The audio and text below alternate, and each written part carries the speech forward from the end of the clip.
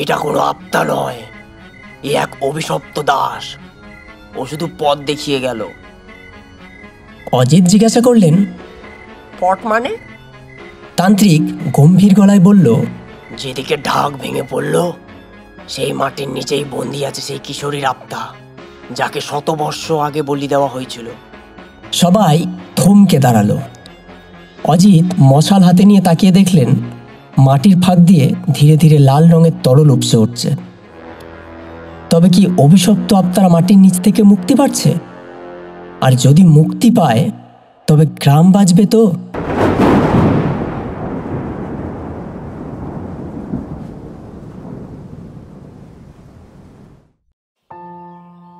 নমস্কার আমার প্রিয় শ্রোতা বন্ধুরা, আজকে চলে এলাম আরেকটি গ্রাম বাংলার হাড় হিম করা ভৌতিক কাহিনী নিয়ে। কিন্তু আজকের রাতটা একেবারেই সাধারণ নয়, কারণ রাত পোহালেই মহালয়া। ভোরের আকাশে ভেসে উঠবে দেবী মহিষাসুর মর্দিনীর মঙ্গলধ্বনিতে। কিন্তু তার আগেই এই নিশীথ রাতে গ্রাম বাংলার অন্ধকার গলিপথে শিউলি ফুলের গন্ধে আর গঙ্গার চরে নাকি ঘটে যায় কিছু অজানা অলৌকিক ঘটনা।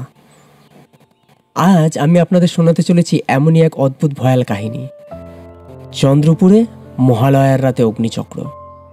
তাহলে চলুন ডুবে যাই অদ্ভুত ভৌতিক যাত্রায়। বরাবরের মতনই বেশ কিছু পুরুষ চরিত্রে থাকছি আমি তোমাদের সাথে অমিত, আর আমার সাথে আজকে নারী কণ্ঠে থাকছে বুলু, সিজা ও বৃষ্টি।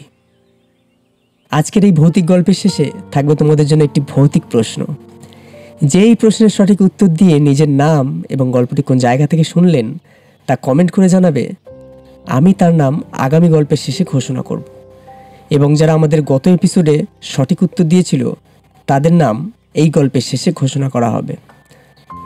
তাহলে শুরু হচ্ছে চন্দ্রপুরে মহালয়ার রাতের অগ্নিচক্র।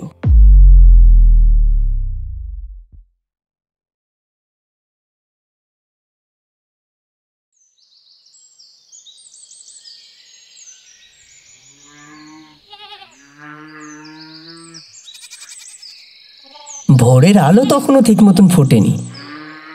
গঙ্গার ধারে কুয়াশা গড়িয়ে আসছে। চন্দ্রপুর গ্রামে আজ এক বিশেষ সকাল, তার কারণ আজ মহালয়া। আজ পিতৃপক্ষের শেষ, মাতৃপক্ষের শুরু। আজ আমরা গোটা বাঙালি মাতব আবার মা দুর্গার আরাধনায়। মায়ের গানে মুখর হবে লক্ষ কোটি। গ্রামের বউরা খালি পায়ে নদীর ঘাটের দিকে যাচ্ছে, কপালে লাল টিপ, হাতে ফুল এবং ধূপকাঠি নিয়ে। এদিকে বাড়ির উঠোনে খিচুড়ির হাঁড়ি চাপানো হয়েছে। সেদ্ধ ভাত, লাবড়া, খিচুড়ি আর পায়েসের গন্ধ চারিদিক ভরিয়ে তুলেছে। পুরুষরা বাঁশ কাঠি কাঁধে নিয়ে পূজার প্যান্ডেল বাঁধতে ব্যস্ত।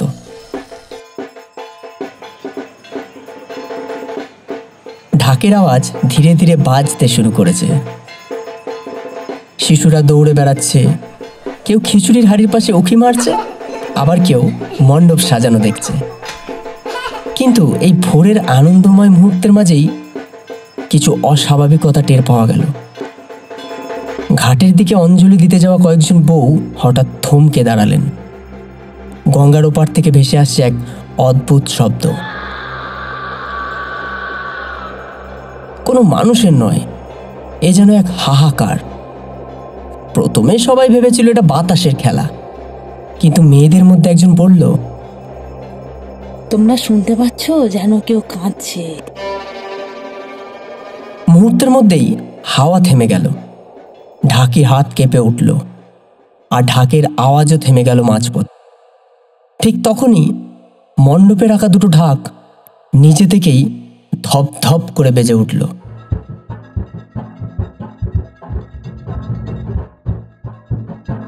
মানুষজন একে অপরের মুখের দিকে তাকালো। খিচুড়ির হাঁড়ি থেকে ধোঁয়া বের হচ্ছিল, কিন্তু সেই ধোঁয়ার ভেতর যেন কারো ছায়া মিলিয়ে গেল। গ্রামবাসীরা অশান্ত গলায় বলল, এই বছর কি আবার অশুভ হবে? আবার হলো? কারণ চন্দ্রপুরের মানুষেরা জানতো মহালয়ার ভোররাত যতই শুভ হোক না কেন, এই গ্রামে বছরের এই সময়টা কখনো শান্ত থাকে না।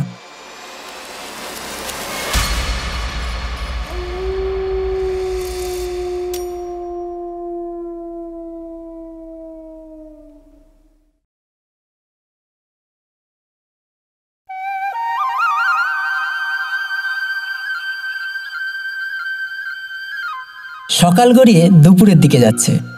মহালয়ার ভোরের আনন্দমুখ পরিবেশ এখনো গ্রাম জুড়ে ছড়িয়ে আছে। ঢাকিরা প্যান্ডেলের এক কোণে বসে সুর ঠিক করছে। গ্রামের বউরা পুকুর ঘাটে গিয়ে আঁচল ভিজিয়ে ফুল ধুয়ে নিচ্ছে। কচি ডাবের জল, খিচুড়ি আর ভাজা বেগুনের ঘ্রাণ চারিদিকে মিশে গেছে। শিশুরা খালি পায়ে খেলছে, মেয়েরা ব্যস্ত আলপনা আঁকতে। চন্দ্রপুরের প্রতিটি বাড়ি যেন উৎসবের রঙে ভরে উঠেছে। কিন্তু আজ পর্যন্ত এই প্রশ্নের উত্তর কেউ দিতে পারল না যে বাচ্চারা বিয়ে বাড়ি হোক কিংবা কোনো অনুষ্ঠান বাড়ি, তারা যে কেন সারা বাড়ি দৌড়ে ঘুরে বেড়ায় তার কোনো উত্তর এখনো পর্যন্ত বিজ্ঞানও দিতে পারেনি।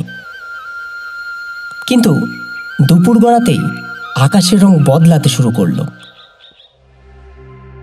এক সময়কার নীল আকাশ ধীরে ধীরে ঘন কালো মেঘে ঢেকে গেল।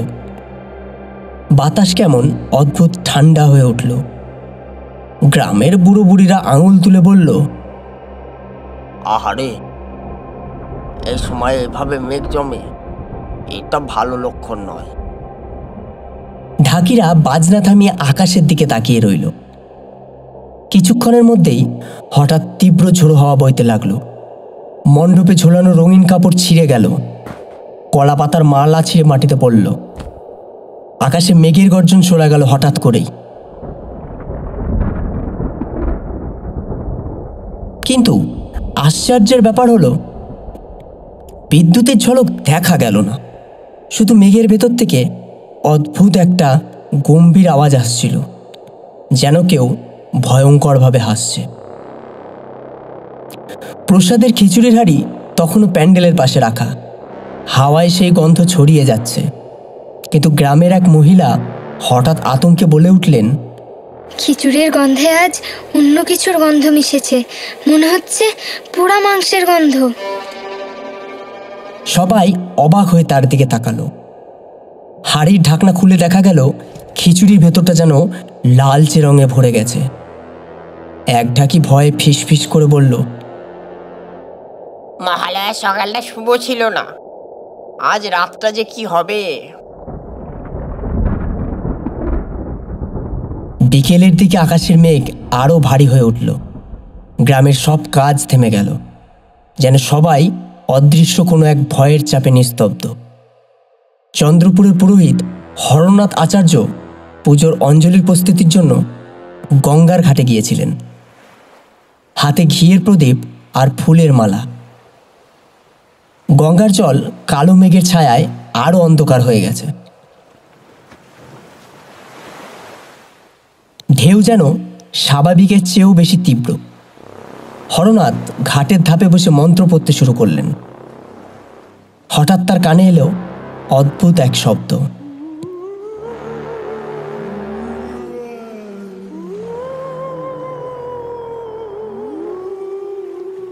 একটা চাপা নারী কণ্ঠ, যেন জলের ভেতর থেকে ভেসে আসছে। তিনি চোখ মুছে নদীর দিকে তাকালেন। নদীর মাঝ বরাবর একটা অচেনা ছায়া দাঁড়িয়ে আছে। মেয়েলি অবয়ব, লাল শাড়ি পরা, কিন্তু মুখ ঢাকা। অন্ধকারের ভেতর থেকে ছায়াটা ধীরে ধীরে ঘাটের দিকে এগোতে লাগলো। হরনাথ ভয়ে পা পেঁচাতে চাইলেন, কিন্তু শরীর কেমন জড়িয়ে গেল। চারিদিকে হাওয়া একেবারে স্তব্ধ। কিন্তু ঠিক সেই মুহূর্তেই গ্রামের আরও কয়েকজন নারী প্রসাদের কলসি নিয়ে ঘাটে এলেন। তারা দেখল নদীর জল থেকে লালচে এক আভা উঠছে, যেন কারো রক্ত গঙ্গা মিশে গিয়েছে। এক বউ চিৎকার করে উঠে বলল, ওই দেখো, ওইখানে কেউ দাঁড়িয়ে আছে। সবাই তাকিয়ে দেখে লাল শাড়ি পরা সেই ছায়া ধীরে ধীরে মিলিয়ে যাচ্ছে জলের ভেতর। কিছুক্ষণ পর হাওয়া ফের বইতে শুরু করলো। ঢেউ ধাক্কা দিয়ে একের পর এক ফুল আর ধূপকাঠি ভাসিয়ে নিয়ে গেল। হরনাথ কাঁপা কাঁপা গলায় ফিস ফিস করে বললেন, এবছর পুজোতে অসুরের আগমন ঘটেছে, দুর্গা মায়ের নয়, অন্য কারণ। গ্রামের মানুষ ভয়ে ভয়ে একে অপরের দিকে তাকালো, কারণ চন্দ্রপুরের গঙ্গার ঘাটে মহালয়ার দিনে এমন ছায়া কখনো দেখা যায়নি আগে।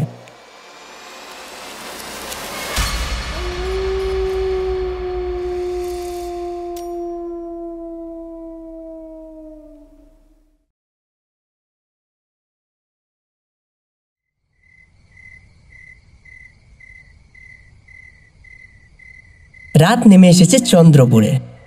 আকাশ এখনো মেঘে ঢাকা, তবে বৃষ্টির ফোঁটা পড়েনি।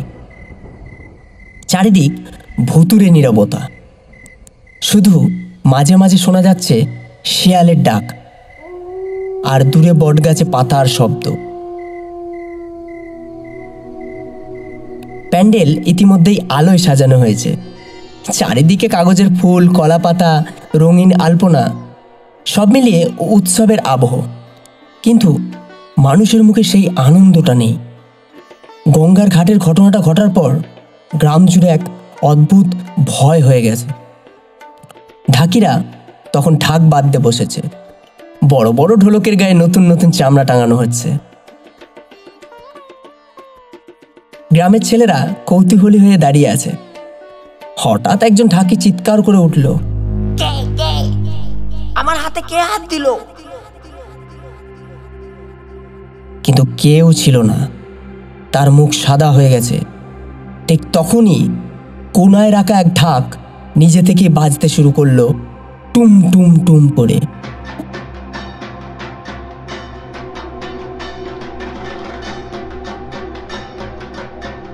শব্দটা এত জোরে হচ্ছিল যেন চারিদিক কেঁপে উঠল। বাতাসে গুঞ্জন ছড়িয়ে পড়ল। গ্রামের বউরা আঁচল মুখে চেপে ধরল, শিশুরা কেঁদে উঠল। ঢাকিরা একে একে সেই ঢাকের দিকে ছুটে গেল। কিন্তু অবাক ব্যাপার হলো, ঢাক বাজছে, অথচ কেউ সেটাকে ছুঁয়েও দেখছে না। চামড়ার উপর লালচে দাগ ফুটে উঠেছে, যেন রক্তে ভিজে গেছে। হরনাথ আচার্য দৌড়ে এসে গায়ত্রী মন্ত্র পড়ে ঢাক থামানোর চেষ্টা করলেন। ওম ভূর্ভুবঃস্বঃ তৎসবিতুর্বরেণ্যম ভর্গো দেবস্য ধীমহি ধিয়ো ইয়ো নঃ প্রচোদয়াৎ। কিন্তু মন্ত্র পড়া শেষ হতেই ঢাকটা হঠাৎ কর্কশ শব্দে ভেঙে গেল। চামড়া ছিঁড়ে পড়ে গেল মাটিতে, আর সেখান থেকে বেরোলো তীব্র পোড়া মাংসের গন্ধ। গ্রাম জুড়ে কানাকানি শুরু হলো। এ ঢাক পুজোতে বাজানো যাবে না। হ্যাঁ হ্যাঁ ঠিক বলেছো, অভিশপ্ত ঢাক। এই গ্রাম সর্বনাশ করে দেবে। মহালয়ার রাত ধীরে ধীরে আরো ভয়ঙ্কর রূপ নিতে শুরু করলো।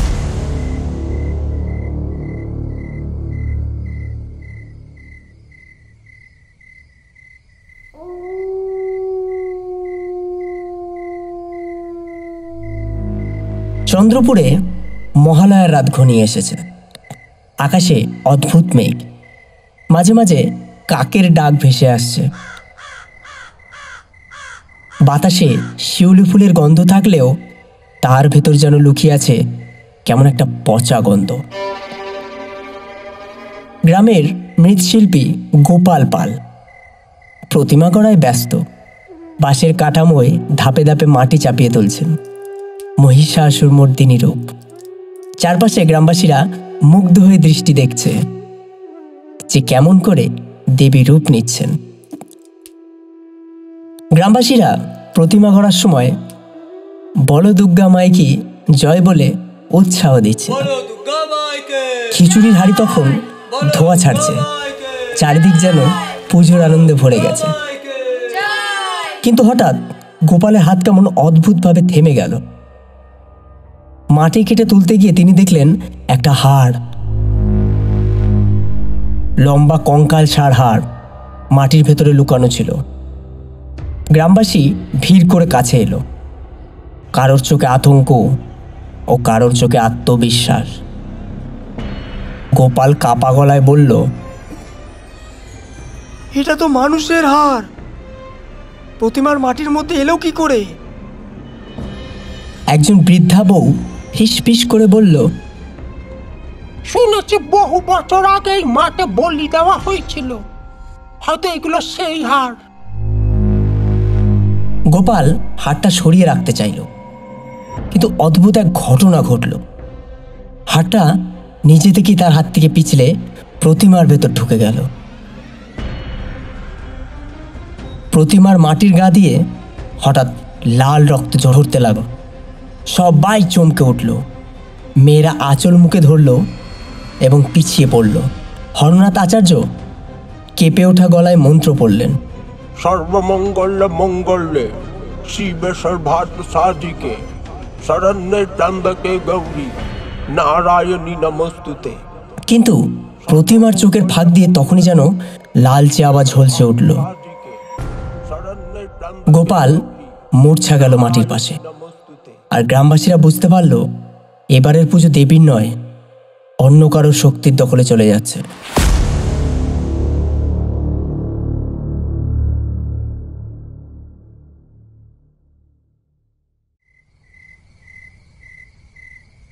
চন্দ্রপুরে তখন মহালয়ার পরের রাত। গোপাল পালের মৃত্যুর পর গ্রাম জুড়ে আতঙ্ক। তবুও পুজোর কাজ থামেনি। তার কারণ গ্রামবাসীরা বিশ্বাস করেছিল পুজো যদি থেমে যায় তবে অশুভ শক্তি আরও বেড়ে যাবে। ঢাকিরা তাই মণ্ডপে মহড়া দিতে বসল। প্যান্ডেলে আগুনের মশাল জ্বলছে। খিচুড়ির হাঁড়ি তখনও চুলোর ধারে উথাল ফাতাল করছে। 4 জন ঢাকি একসঙ্গে বাজনা শুরু করলো।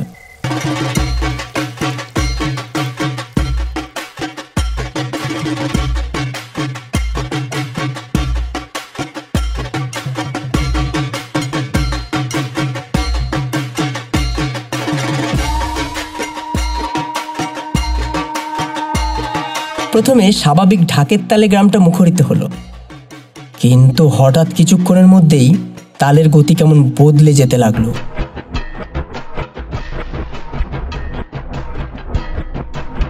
ঢাকিরা কেউ বুঝতে পারছিল না তাদের হাত যেন নিজের ইচ্ছায় বাজছে। শব্দটা ক্রমশ ভয়ঙ্কর হতে লাগলো। টুম টুম টুম থেকে ধপ ধপ ধপ শব্দ করতে লাগলো। গ্রামের মানুষ কানে হাত চেপে ধরল। হাওয়ায় অদ্ভুত এক পোড়া গন্ধ ছড়িয়ে পড়ল। হঠাৎ ঢাকিদের একজন, নাম হরিদাস, চিৎকার করে উঠল, আমার শরীর জ্বলছে, আগুন আগুন! সবাই তাকিয়ে দেখল হরিদাসের শরীর আসলেই দাউ দাউ করে জ্বলছে, অথচ কোথাও আগুন নেই। তার হাতের ঢাক নিজে থেকেই বাজতে লাগলো আরও জোরে। লোকজন ছুটে গিয়ে তাকে বাঁচাতে গেল, কিন্তু আগুনের কাছে যাওয়া গেল না। মুহূর্তের মধ্যেই হরিদাস মাটিতে লুটিয়ে পড়ল। পুরো শরীর পুড়ে কালো হয়ে গেছে। ঠিক তারপরেই আশ্চর্যের ঘটনা ঘটল। মৃতদেহের পাশের ছাই হাওয়ায় ভেসে উঠে প্রতিমার দিকে ছুটে গেল। প্রতিমার ঠোঁট কেমন নড়ে উঠল, যেন এক শীতল হাসি ছড়িয়ে গেল।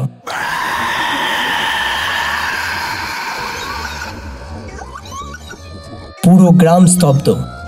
কারোর মুখে কোনো কথা নেই, শুধু হরনাথ আচার্যের ঠোঁটে কাঁপা কাঁপা স্বর। এই পুজো আমাদের শেষ করবে যদি এখনই না বন্ধ করি। কিন্তু গ্রামের মানুষ কি সত্যি সেই সাহস রাখে?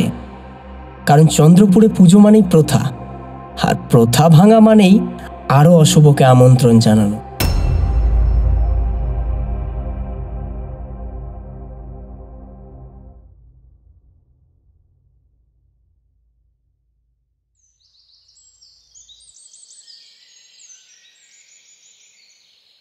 ঢাকির মৃত্যুতে গ্রাম জুড়ে শোক, আতঙ্ক আর কান্নার রোল উঠলেও পুজোর কাজ থামানো হলো না। পুজো থেমে গেলেই গ্রামে আরও অশান্তি নেমে আসবে। এই বিশ্বাসেই সবাই বাধ্য হয় কাজ চালিয়ে যেতে। সকালে প্রতিমার চোখ আঁকার দিন নির্ধারিত হলো, কারণ চোখ আঁকা প্রতিমাই জীবন্ত হওয়ার প্রতীক। গ্রামের শিল্পী বিনয় পাল প্রতিমার সামনে বসল, হাতে তুলো আর কালো রং। চারপাশে ভিড় জমেছে, সবার চোখ প্রতিমার দিকে। মহিলারা শঙ্খ বাজাচ্ছে, শিশুরা কৌতূহলী চোখে তাকিয়ে আছে, আর গন্ধরাজ ফুলের সুগন্ধ ভরে গেছে পরিবেশ। কেউ খিচুড়ির হাঁড়িতে চামচ নাড়ছে, কেউ বা অঞ্জলি দেওয়ার জন্য ফুল বাজছে। বিনয় ধীরে ধীরে তুলির আঁচড় টানতে লাগলো। প্রথম চোখ আঁকা শেষ হতেই হঠাৎ এক ঝোড়ো হাওয়া বইল। শঙ্খের শব্দ থেমে গেল। ঢাকির হাতও থমকে গেল। বিনয় যখন দ্বিতীয় চোখ আঁকছিল তখনই হঠাৎ করে সবার মনে হলো প্রতিমার চোখ দুটো যেন নড়ছে। শুধু আঁকা নয়, চোখের মনি ঘুরে সবার দিকে তাকাচ্ছে। এক শিশু ভয়ে কেঁদে উঠল। মা মা দেখো, ওই বসে বসে না আমার দিকে তাকিয়ে আছে। গ্রাম জুড়ে শোরগোল পড়ে গেল। বিনয়ের হাত থেকে তুলি পড়ে গেল মাটিতে। তার ঠোঁট শুকিয়ে গেল, কণ্ঠ কাঁপতে কাঁপতে বলল, ওটা দেবীর চোখ নয়, অন্য কারোর। ঠিক তখনই প্রতিমার ঠোঁট কাঁপল। সবার কানে ভেসে এলো এক অদ্ভুত নারী কণ্ঠ। আমাকে রক্ত দাও, না হলে চন্দ্রপুর ধ্বংস হবে। গ্রামবাসীরা সবাই আতঙ্কে পিছু হাঁটল। প্রতিমার চোখ থেকে হঠাৎ রক্তের মতো লাল তরল গড়িয়ে পড়ল। হরনাথ আচার্য মন্ত্র পড়তে আরম্ভ করলেন। ইয়া দেবী সর্বভূতেষু শক্তিরূপেণ সংস্থিতা নমস্তস্যৈ নমস্তস্যৈ নমস্তস্যৈ নমো নমঃ। কিন্তু বাতাসে এত জোরে কাঁপুনি উঠল যে মন্ত্রের শব্দ চাপা পড়ে গেল সেই ভয়ঙ্কর হাসিতে। নমস্তস্যৈ নমস্তস্যৈ নমো নমঃ। চন্দ্রপুরের মানুষ তখন বুঝতে পারল এই প্রতিমার ভেতরে দুর্গা মা নন, অন্য এক অশুভ শক্তির আসন নিয়েছে।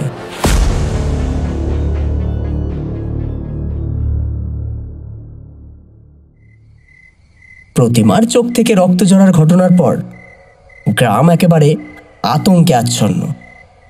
অনেকেই ফিসফিস করে বলতে লাগলো, এবার পুজো বন্ধ করা উচিত, এবার পুজো বন্ধ করা উচিত। কিন্তু কেউ সাহস পেল না পুরনো প্রথা ভাঙতে। এই সময় গ্রামের প্রধান অজিত মুখোপাধ্যায় একটা সিদ্ধান্ত নিলেন। তিনি জানতেন চন্দ্রপুরের পৈতৃক বাড়ির গুদামে বহু পুরনো জিনিস রাখা আছে, যেমন পুঁথি, মন্ত্রপাঠের বই, দেবদেবীর পালা। হয়তো সেখানেই লুকিয়ে আছে এর কোনো রহস্য। রাতের বেলা তিনি নিজের ছেলে সুনীলকে নিয়ে গেলেন সেই পুরনো ভাণ্ডারে।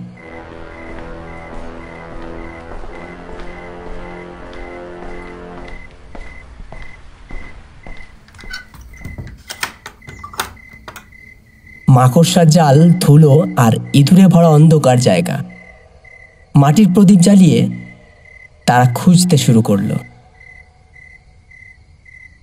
অবশেষে একটা লোহার সিন্দুকের ভেতর থেকে বের হলো এক মোটা তালপাতার পুঁতি, লাল সুতোয় বাঁধা,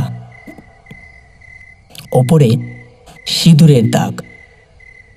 অজিত সাবধানে খুলতেই ঝড়ের মতো হাওয়া বইতে লাগলো।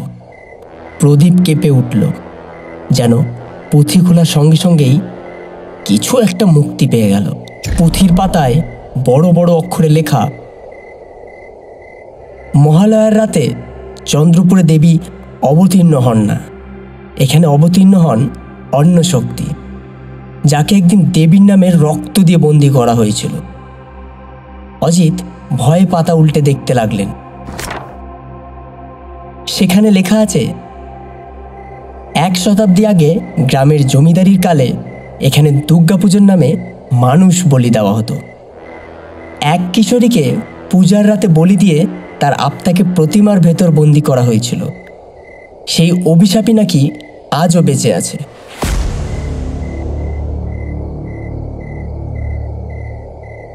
পুঁথির শেষ পাতায় সতর্কবার্তা লেখা ছিল, যদি কখনো মহালয়ার রাতে ঢাক নিজে থেকেই বেজে ওঠে আর প্রতিমার চোখ নড়ে ওঠে, তবে বুঝবে অভিশাপ আবার ফিরে এসেছে। সেই সময় পুজো থামানোই একমাত্র উপায়। অজিতের হাত কেঁপে উঠল। তিনি ছেলেকে জড়িয়ে ধরলেন। বাইরে তখন হু হু করে বাতাস বইছে, আর দূরে কোথাও আবার ঢাক নিজে থেকেই বাজতে শুরু করেছে।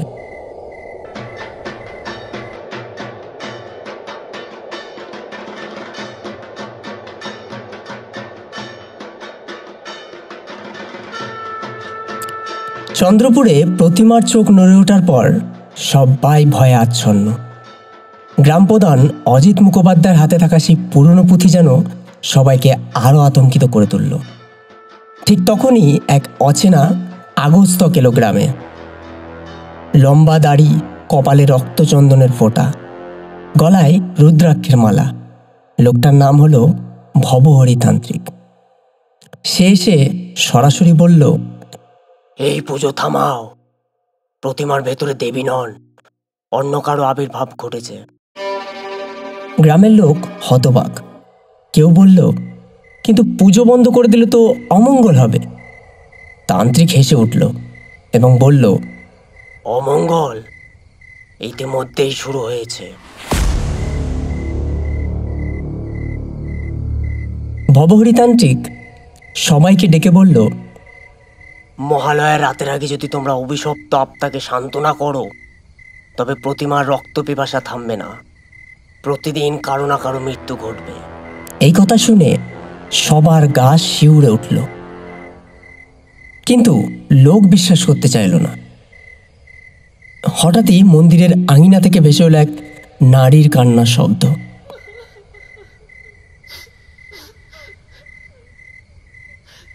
সবাই ছুটে গিয়ে দেখল মাটিতে রক্তের ছাপ, যেন কেউ পায়ে হেঁটে মন্দির থেকে বেরিয়েছে। ভবহরি তখন গম্ভীর গলায় বলল, আজ রাতের মধ্যে পুঁথির গোপন মন্ত্র পড়তে হবে, কিন্তু সাবধান, যে মন্ত্র পড়বে তার জীবন নিরাপদে থাকবে না। সবাই তাকিয়ে রইল গ্রাম প্রধান অজিতের দিকে। তিনি কাঁপা কাঁপা গলায় বললেন, যদি আমি না পড়ি তবে তো আমার ছেলেকে নিতে হবে। ঠিক তখনই হঠাৎ করে মন্দিরের ভেতর থেকে ভেসে এলো এক ঢাকির আওয়াজ।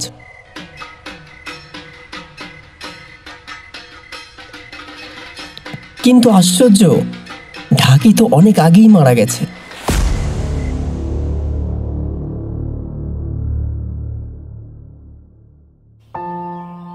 আরে ভাই, ভৌতিক গল্প তো ঠিকই শুনছো।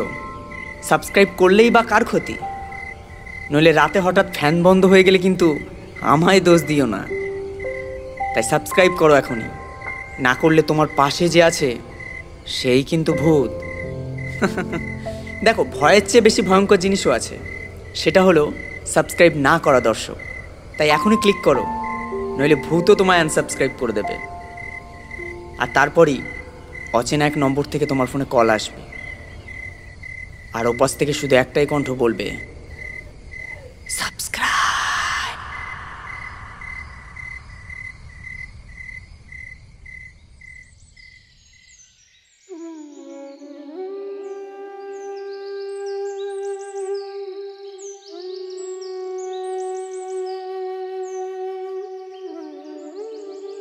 মহালয়ার রাত ঘনিয়ে আসছে। গ্রাম জুড়ে আতঙ্ক ছড়িয়ে পড়েছে, কিন্তু তবুও পুজোর আয়োজন থামেনি। মণ্ডপে আলো জ্বলছে, গ্রামের বউরা এখনও নারকেল কুড়াচ্ছে, কেউ ফুল বাজছে, আবার কেউ খিচুড়ি হাঁড়িতে নাড়াচাড়া করছে। বাইরে থেকে দেখলে মনে হবে সাধারণ পুজোর সকাল চলছে, কিন্তু ভিতরে সবাই জানে মৃত্যু যেন চুপচাপ অপেক্ষা করছে।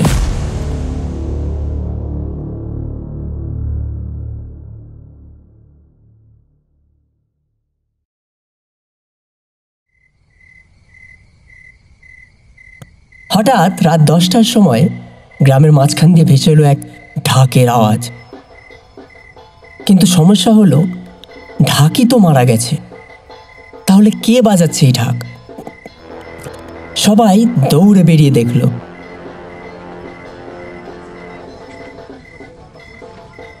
মাঝ রাস্তায় একটা ছায়া দাঁড়িয়ে ঢাক বাজাচ্ছে।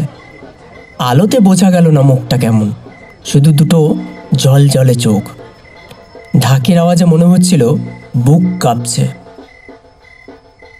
তাহলে কি সত্যি মৃত ঢাকির আত্মা ফিরে এসেছে, নাকি অন্য কেউ তার রূপ নিয়ে এসেছে? গ্রাম প্রধান অজিত মশাল হাতে নিয়ে সামনে এগোলেন। তিনি বললেন, কে ওখানে? নাম বলো। ছায়াটা ধীরে ধীরে ঘুরে তাকালো। এক মুহূর্তের জন্য সবাই দেখল মৃত ঢাকি গোপালের মুখ। চোখ উপসে গেছে, কিন্তু রক্ত ঝরছে না। সে ফিস ফিস করে বলল, আমি এসেছি মায়ের রক্তের জন্য, রক্ত দাও। এই কথা বলেই ঢাকের মাথা নিজে থেকেই ফেটে গেল, আর ঢাক ভেঙে টুকরো টুকরো হয়ে পড়ল মাটিতে। যদি গোপাল সত্যি মৃত, তবে তার এই আত্মা কার নির্দেশে ফিরে এলো?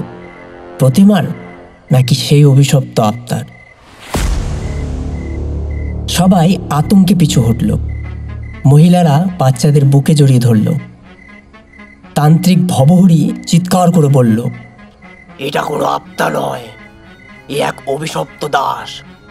ও শুধু পথ দেখিয়ে গেল। অজিত জিজ্ঞাসা করলেন, পথ মানে? তান্ত্রিক গম্ভীর গলায় বলল, যেদিকে ঢাক ভেঙে পড়ল সেই মাটির নিচেই বন্দি আছে সেই কিশোরীর আত্মা, যাকে 100 বর্ষ আগে বলি দেওয়া হয়েছিল। সবাই থমকে দাঁড়ালো। অজিত মশাল হাতে নিয়ে তাকিয়ে দেখলেন মাটির ফাঁক দিয়ে ধীরে ধীরে লাল রঙের তরল উপসে উঠছে।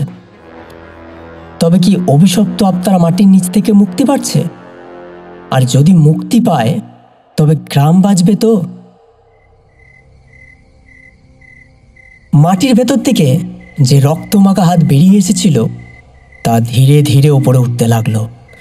মশালের আলোয় সবাই স্পষ্টভাবে দেখল হাতটা কোনো কঙ্কালের নয়, আবার পুরো মাংসেরও নয়।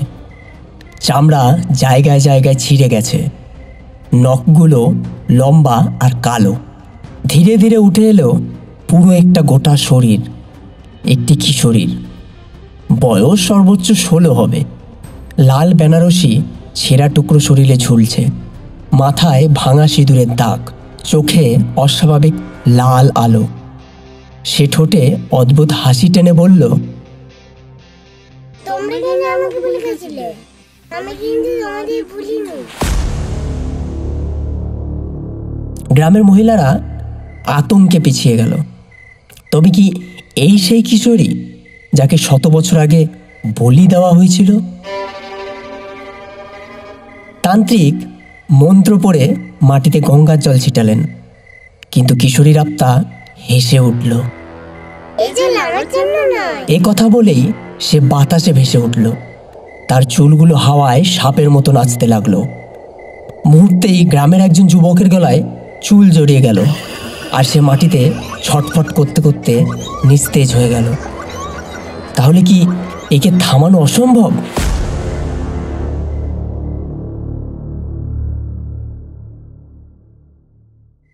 দেবীর পুজোয় কি তাকে আরো শক্তি যোগাচ্ছে? অজিত মুখোপাধ্যায় কাঁপা কাঁপা গলায় বললেন, তুমি কে? আমাদের থেকে কি চাও? কিশোরী ধীরে ধীরে নিচে নেমে এলো। তার চোখ থেকে লাল রক্ত ঝরতে লাগলো। সে ফিস ফিস করে বলল, আমি চন্দ্রপুরের কন্যা। আমাকে তোমাদের পূর্বপুরুষরা দেবীর নামে বলি দিয়েছিল। আজ আমি এসেছি বৈচিত্র্য নিচে। তক্ষুনি ঝোড়ো হাওয়া বইতে লাগলো। প্রতিমার দিক থেকে হঠাৎ আবার শঙ্খ বাজতে লাগলো, কিন্তু কেউ তো শঙ্খ বাজাচ্ছিল না। তবে কি প্রতিমাও এখন সেই আত্মার নিয়ন্ত্রণে চলে গেছে? দেবীর রূপে কি আসলেই শয়তান নেমে এসেছে এই চন্দ্রপুর গ্রামে? চন্দ্রপুরের বাতাস থমথমে। গ্রামের সব মানুষ মন্দিরের সামনে জড়ো হয়েছে। কিশোরীর আত্মা তখন প্রতিমার দিকে তাকিয়ে দাঁড়িয়ে আছে। তার চোখে আগুনের মতো লাল আলো, ঠোঁটে শয়তানি হাসি। হঠাৎ প্রতিমার কপাল ফাটল ধরল। সেখান থেকে ধীরে ধীরে লাল তরল গড়িয়ে পড়তে লাগলো। প্রথমে সবাই যেটাকে সিঁদুর ভেবেছিল, কিন্তু গন্ধে বোঝা গেল এটা সিঁদুর নয়, রক্ত। বউরা আতঙ্কে চিৎকার করে উঠল। কেউ বলল, দেবী মা কাঁদছেন, আমাদেরও শাস্তি দিচ্ছেন। দেবী মা কি সত্যি কাঁদছে, নাকি প্রতিমার ভেতরে থাকা সে আত্মা রক্তে ঝরাচ্ছে? হঠাৎ মন্দিরের ছাদ থেকে টপ টপ করে রক্ত পড়তে লাগলো। মিনিটের মধ্যেই পুরো মন্দির ভিজে গেল রক্ত বৃষ্টিতে। শঙ্খ বাজছিল নিজে থেকেই, আর ঢাকের আওয়াজ উঠেছিল যেন এক অদৃশ্য কারোর হাতে। কিছু মানুষ দৌড়ে পালাতে গেল, কিন্তু বাইরে বেরোনোর মুখ বন্ধ হয়ে গেল, যেন অদৃশ্য দেওয়াল আটকে দিল তাদের। ভবহরি তান্ত্রিক চিৎকার করে উঠলেন, কেউ পালাবে না, এ রক্ত বৃষ্টি প্রতিমার অশুভ জাগরণের লক্ষণ। তবে কি প্রতিমার ভেতরে আসল দেবী নন? অন্য কোনো শক্তি বন্দী ছিল, যে এখন মুক্তি পাচ্ছে? ঠিক তখনই প্রতিমার চোখ হঠাৎ নড়ল। তার দৃষ্টি প্রবল গ্রাম প্রধান অজিত মুখোপাধ্যায়ের ওপর। অজিত কেঁপে উঠে বললেন, এ চোখ দেবীর নয়, এ চোখ অন্য কারোর। প্রতিমার ঠোঁট ধীরে ধীরে ফেটে খুলল। ভেতর থেকে বেরোলো সেই কিশোরীর গলার হাসি। আমি এসেছি, রক্ত চাই, চন্দ্রপুরার পঁচিশে প্রাণ চাই। চারপাশে ভয়ানক বজ্রপাত হলো, আর মন্দিরের ভেতর থেকে রক্তস্রোত বইতে লাগলো। মহিলারা খিচুড়ি আর প্রসাদের হাঁড়ি আঁকড়ে ধরে বসে রয়েছে, যেন ওটাই তাদের রক্ষা করবে। কিন্তু রক্তবৃষ্টির শব্দ ঢেকে দিল সব প্রার্থনা। এবার কি পুরো গ্রাম রক্তে ভেসে যাবে, নাকি তান্ত্রিক ভবহরির কাছে আছে কোনো গোপন মন্ত্র, যা এই অভিশাপ থামাতে পারে? রক্তবৃষ্টিতে মন্দির ভিজে টইটম্বর হয়ে গেছে। প্রতিমার চোখে তখনও লাল আগুনের ঝিলিক, আর কিশোরীর আত্মা ছায়ার মতো ঘুরে বেড়াচ্ছে চারিপাশে।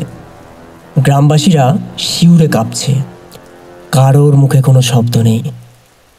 ভবহরি তান্ত্রিক মাটিতে একটি ত্রিভুজ আকৃতির আঁক কেটে মন্ত্রাচ্চারণ শুরু করলেন। তিনি বললেন, আজ রাতেই অশুভ শক্তিকে বেঁধে ফেলতে হবে, নইলে চন্দ্রপুর আর ভোর দেখবে না। তিনি আগুন জ্বালালেন। ঘি আর ধূপকাঠি মিশিয়ে এক ভয়ঙ্কর ধোঁয়া উঠল। ধোঁয়ার ভেতর থেকেই কিশোরীর মুখ ভেসে উঠল, আর সে বলল, আগুন, তোমাদের আগুনেই আমার মৃত্যু হয়েছিল, এবার আমি এই আগুনে বেঁচে উঠবো। তবে কি যজ্ঞই আত্মাকে আরো শক্তিশালী করে তুলছে? ভবহরি চিৎকার করে কয়েকজন যুবককে বললেন, শঙ্খটা এনে দাও, ওটাই আমার মন্ত্রের চাবিকাঠি। যুবকেরা কাঁপতে কাঁপতে সেই রক্তমাখা শঙ্খ এনে দিল। তিনি মন্ত্র পড়ে ফু দিলেন। অবাক হয়ে সবাই দেখল শঙ্খ থেকে আলো বেরিয়ে কিশোরীর শরীরে আঘাত করছে। সে কাতরাতে লাগলো। গ্রামবাসীরা কিছুটা আশা পেল, কিন্তু ঠিক তখনই প্রতিমার হাত ফেটে নেমে এলো, আর যজ্ঞের আগুন নিভে গেল।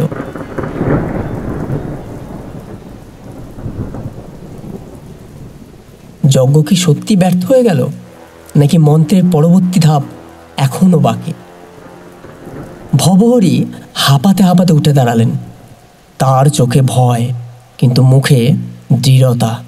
তিনি ফিসফিস করে বললেন, আমাকে নিজের প্রাণ উৎসর্গ করতে হবে। তিনি দাউ দাউ করে আগুনে নিজের রক্ত ছিটালেন। আগুন হঠাৎ নীল হয়ে উঠল। কিশোরীর আত্মা এক মুহূর্তের জন্য চিৎকার করে পিছিয়ে গেল। তখন প্রতিমার ভেতর থেকে আরেকটা ভয়ঙ্কর কণ্ঠ ভেসে এলো, আমি বলি চাই, কেবল তান্ত্রিকের রক্তে আমি থামবো না, এবার চাই চন্দ্রপুরের সর্বকনিষ্ঠ আত্মা। তবে কি এবার গ্রামে একটি শিশুকে বলি না দিলে অভিশাপ থামবে না? গ্রাম কি সেই ভয়ঙ্কর সিদ্ধান্ত নিতে বাধ্য হবে? গ্রামের বুড়ো গণেশ দাদু কেঁপে কেঁপে বললেন, হয়তো একটা প্রাণ দিলেও বাকিরা বাঁচবে, আগেও তো এরকম ঘটেছে। কথাটা শোনা মাত্রই হই হই শুরু হলো। মহিলারা চিৎকার করে উঠল, না, আমাদের সন্তান দেব না। মা দুর্গা কি তবে শিশু বলে চান? ভবহরি তান্ত্রিক মাটিতে বসে মাথা নাড়লেন। তিনি বললেন, এ মা দুর্গা নন, এটা সেই অভিশপ্ত কিশোরীর আত্মা। ও প্রতিশোধ চাইছে। তবে কি গ্রামের মানুষ সত্যি বাধ্য হবে শিশু বলি দিতে? হঠাৎ এক মহিলা, যার নাম সুবর্ণা, সামনে এগিয়ে এলো। তার কোলে মাত্র 6 মাসের শিশু। চোখ দিয়ে অঝরে জল পড়ছে। সে কাপা গলায় বলল, যদি আমার সন্তানকে বলি দিয়ে পুরো গ্রাম বাঁচে তবে আমি রাজি। এই কথা শুনেই সবাই স্তব্ধ হয়ে গেল। অজিত মুখোপাধ্যায় ছুটে এসে চিৎকার করলেন, না না সুবর্ণা, এটা কোনো সমাধান নয়। আমরা আবার সেই পাপের পুনরাবৃত্তি করতে পারি না। ঠিক তখনই প্রতিমার চোখ থেকে ঝরে পড়ল আগুনের ঝিলিক। মাটিতে ফেটে বেরোলো রক্তস্রোত। তবে কি সত্যি অশুভ শক্তি জোর করে শিশুটাকে টেনে নিয়ে যাবে? ভবহরি তান্ত্রিক উঠে দাঁড়িয়ে বললেন, একটা উপায় আছে। যদি শিশুর বলি না দিয়ে অন্য কোনো আত্মা দিয়ে ওকে ফাঁকি দেওয়া যায়, তবে হয়তো রক্ষা হবে এই গ্রাম। গ্রামবাসীরা চমকে উঠল। অজিত মুখোপাধ্যায় দৃঢ় কণ্ঠে বললেন, তাহলে আমার প্রাণ নাও। আমি চন্দ্রপুরের প্রধান, আমার রক্তই যথেষ্ট। কিশোরীর আত্মা হেসে উঠল। আমি নিরপরাধ চাই। তোমার মতন বাপ মাকে আমার বিপদে মিশবে না। সুবর্ণা তখন নিজের শিশুকে শক্ত করে জড়িয়ে ধরল। চারিদিকের বাতাস ভারী হয়ে এলো। প্রতিমার ভেতর থেকে গর্জন শোনা গেল, বৃদ্ধ, তুমি কি ভাবছো মন্ত্রে আমাকে বেঁধে ফেলতে পারবে? আমি তো এই গ্রামেরই অভিশাপ। তবে কি গ্রামবাসীরা এবার সত্যি কোনো ভয়ঙ্কর সিদ্ধান্ত নিতে বাধ্য হবে, নাকি অন্য কোনো অলৌকিক ঘটনা ঘটবে? শিশু বলি নিয়ে যখন গ্রামবাসীরা ভয়ঙ্কর দ্বিধার মধ্যে, তখন হঠাৎ মন্দির প্রাঙ্গণে প্রবল ঝড় ওঠে। শঙ্খ ভেসে বাজতে থাকে, অথচ কারোর হাতে শঙ্খ নেই। সবাই আতঙ্কে আকাশের দিকে তাকিয়ে রইল। ধোঁয়ার ভেতর থেকে বেরিয়ে এলো এক বৃদ্ধ সন্ন্যাসী। শুকনো দেহ, গায়ে ছেঁড়া গেরুয়া, চোখে অদ্ভুত দীপ্তি। তিনি মন্দিরের সিঁড়ির ওপর দাঁড়িয়ে গম্ভীর কণ্ঠে বললেন, থামো, কোনো শিশু বলি হবে না। মা দুর্গার নাম নিয়ে রক্তক্ষুধার আপনাকে কখনোই শান্ত করা যায় না। সবাই স্তব্ধ। কে এই লোক? কোথা থেকেই বা এলো? ভবহরি চমকে গেলেন। তিনি ফিসফিস করে বললেন, এ তো মনে হচ্ছে নীলাচল পীঠের যোগী মহারাজ। তবে কি এই যোগী সত্যি অশুভ শক্তির বিরুদ্ধে লড়াই করতে পারবে? সন্ন্যাসী মাটিতে বসে এক হাতে রুদ্রাক্ষ তুলে নিলেন। তিনি আকাশের দিকে তাকিয়ে উচ্চারণ করলেন, ও মা, আজ আমাকে শক্তি দাও। এই গ্রামকে বাঁচাতেই হবে। মন্ত্র উচ্চারণ শুরু হতেই চারপাশে ভয়ঙ্কর শব্দ উঠতে লাগলো। বাতাস ভারী হয়ে উঠে এলো। মাটিতে ফাটল ধরল। গ্রামবাসীরা ভয়ে একে অপরকে জড়িয়ে ধরল। সন্ন্যাসীর মন্ত্র কি সত্যি কোনো কাজে আসবে, নাকি আত্মা আরো শক্তিশালী হবে? সন্ন্যাসী চোখ বন্ধ করে শঙ্খ হাতে তুলে নিলেন। তিনি শঙ্খে ফু দিতেই এক অদ্ভুত সাদা আলো বেরিয়ে পুরো মন্দির ঢেকে ফেলল। গ্রামবাসীরা অনুভব করল এই আলো যেন তাদের বুক ফেটে ভয়টা ছিঁড়ে নিয়ে যাচ্ছে। কিশোরীর আত্মা সেই আলোয় কাঁপতে লাগলো আর চিৎকার করে উঠল,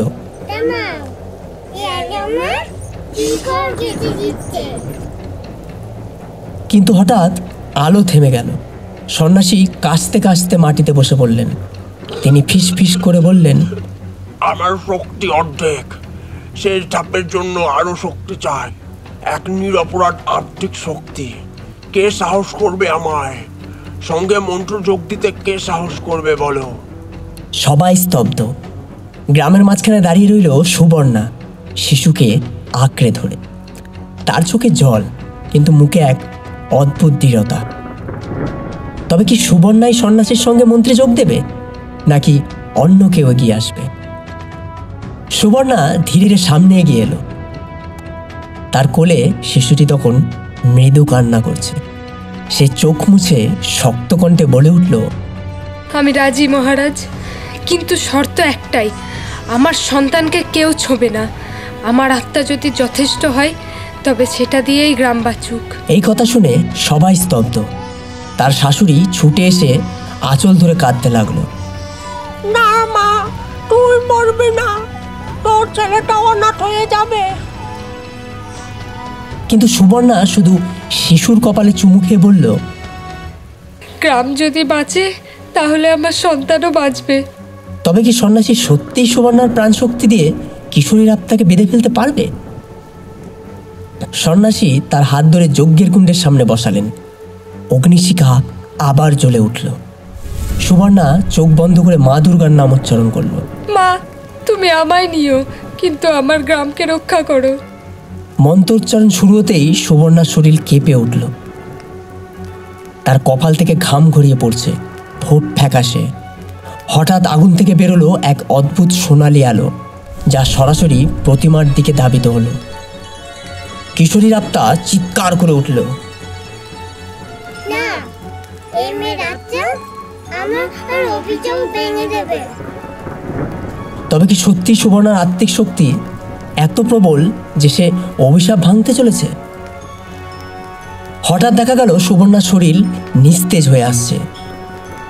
সে প্রায় পড়ে যাচ্ছে, কিন্তু সন্ন্যাসী তার কাঁধে হাত রেখে বললেন, না মা, ভয় পেও না, তুমি মরবে না। তোমার হচ্ছ এই গ্রামের রক্ষা কবচ।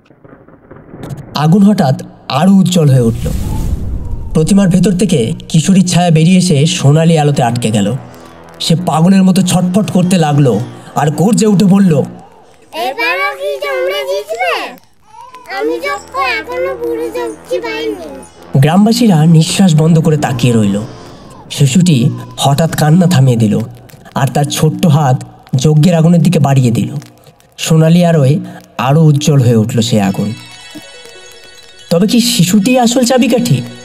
তার নিরপরাধ আত্মাকে কিশোরীর অভিশাপ ভেঙে দিতে চলেছে।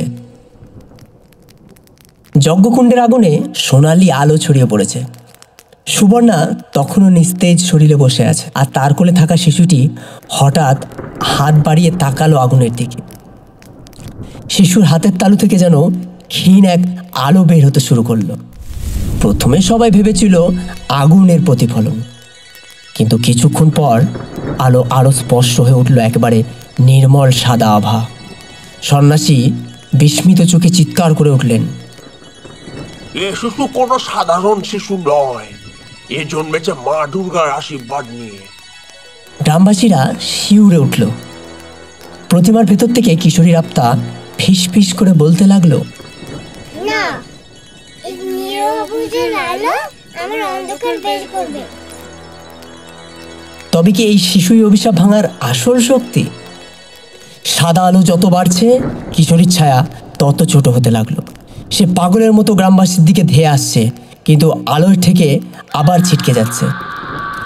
আতঙ্কে গ্রামবাসীরা মন্দিরে দেওয়ালে ঠেস দিয়ে দাঁড়িয়ে রইল।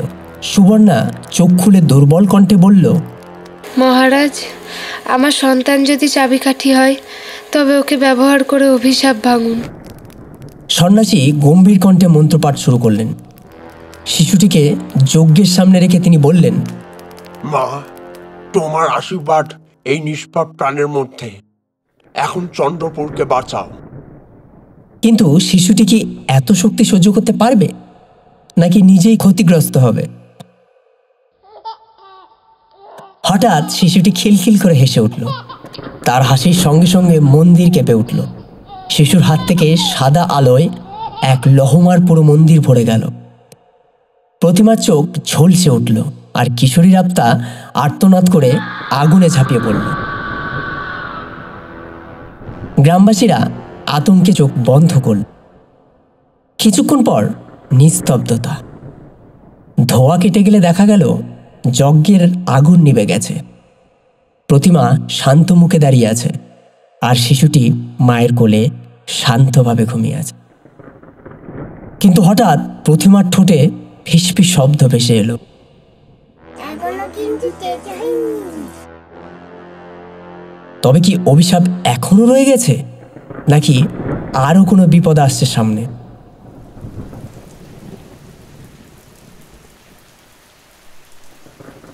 যজ্ঞের আগুন নিভে গেছে। মন্দির জুড়ে গা ছমছমে নীরবতা। গ্রামবাসীরা স্বস্তির নিঃশ্বাস ফেলতেই যাচ্ছিল, তখনই প্রতিমার ঠোঁট নড়ে উঠল। গম্ভীর ও ভয়ঙ্কর স্বরে বলতে লাগলো, অত সহজে মুক্তি পাবে ভেবো না। এই ছিল শুধু প্রথম দাদা, এখনো বাকি আছে। সবাই স্তব্ধ হয়ে গেল। সুবর্ণা শিশুকে বুকে চেপে ধরল। অজিত মুখোপাধ্যায় কাঁপা কাঁপা গলায় বললেন, মা, আপনি যদি সত্যি মা দুর্গা হন তবে কেন আমাদের শাস্তি দিচ্ছেন? প্রতিমার চোখে হঠাৎ অগ্নিশিখা দপ করে জ্বলে উঠল। দুর্গা? আমি দুর্গা নই, আমি সেই আত্মাদের মুখপাত্র যারা এই গ্রামে বলির প্রবলে মারা গেছে। তোমাদের পাপ এখনো ধুয়ে যায়নি।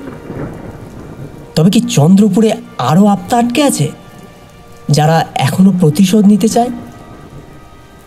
হঠাৎ প্রতিমার গলা অন্যরকম সুর মিশল। মনে হলো যেন একসাথে শত শত কণ্ঠে কথা বলছে। আগামী পূর্ণিমার রাতে তোমাদের গ্রাম ধ্বংস হবে যদি না তোমরা নিজেদের পাপ স্বীকার করে তার প্রায়শ্চিত্ত করো। গ্রামবাসীরা আতঙ্কে কেঁপে উঠল। কেউ হাঁটু গেড়ে পড়ে গেল, আবার কেউ পালাতে চাইল, কিন্তু মন্দিরের দরজা তো বন্ধ। সন্ন্যাসী চোখ বন্ধ করে বললেন, এটা সতর্ক বাণী, এর মানে আপনারা এখনো মুক্ত হয়নি। কিন্তু কিসের প্রায়শ্চিত্ত চাইছে আপনারা? কি সেই অন্ধকার সত্য যা এখনো লুকিয়ে আছে?